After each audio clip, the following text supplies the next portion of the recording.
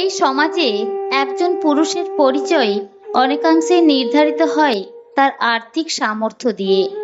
টাকাই যেন একমাত্র মানদণ্ড, যার ভিত্তিতে বিচার হয় তার মর্যাদা, সম্মান, দায়িত্ব ও কর্তৃত্ব। একদিকে পরিবার, অন্যদিকে সমাজ, সব জায়গায় একজন পুরুষকে নিজের অস্তিত্ব প্রমাণ করতে হয়। আর সে পরীক্ষার প্রধান শর্তই হলো টাকা। টাকা না থাকলে পুরুষের জীবন হয়ে ওঠে ভয়ঙ্কর রকমের অসুন্দর, অনাকাঙ্ক্ষিত এবং অবহেলিত। টাকা ছাড়া পুরুষকে প্রথম যে কঠিন বাস্তবতার মুখোমুখি হতে হয় তা হলো পরিবারের চাহিদা পূরণে ব্যর্থতা।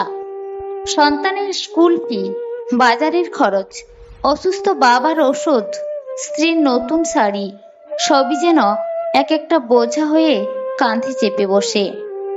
টাকা না থাকলে মুখ নামিয়ে রাখতে হয়, কারণ তার কথা শুনবে না কেউ।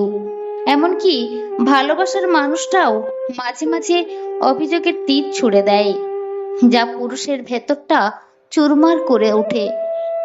সমাজেও টাকা ছাড়া একজন পুরুষকে প্রায় মূল্যহীন মনে করা হয়।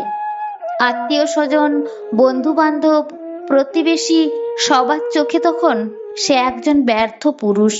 তার সিদ্ধান্তকে গুরুত্ব দেওয়া হয় না, কথাকে পাত্তা দেওয়া হয় না। আর কেউ যদি বলেও টাকা দিয়ে কি আর হয়, তবু বাস্তবতা হলো টাকা না থাকলে কিছুই হয় না। কারণ এই সমাজ অনুভূতির আগে দামে বিশ্বাস করে।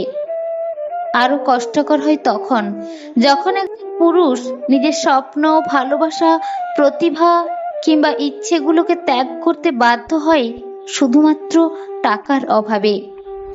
একসময় সে নিজের ভালো লাগা, নিজের প্রয়োজন, এমনকি নিজের পরিচয়ও হারিয়ে ফেলে।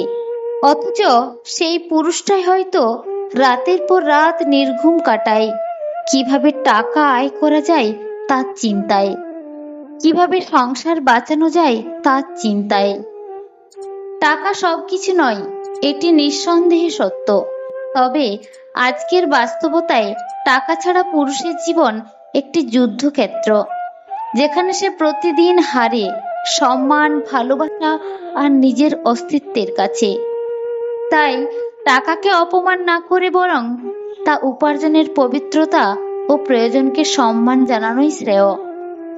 পরিশেষে বলতেই হয়, সমাজের মূল্যায়ন পেতে হলে একজন পুরুষের টাকার প্রয়োজন হয়। এটা বিলাসিতা নয়, বরং বেঁচে থাকার এক নির্মম প্রয়োজন। টাকা না থাকলে সে শুধু দরিদ্রই নয়, বরং হয়তো সবচেয়ে অবহেলিত এক জীবন্ত প্রাণী।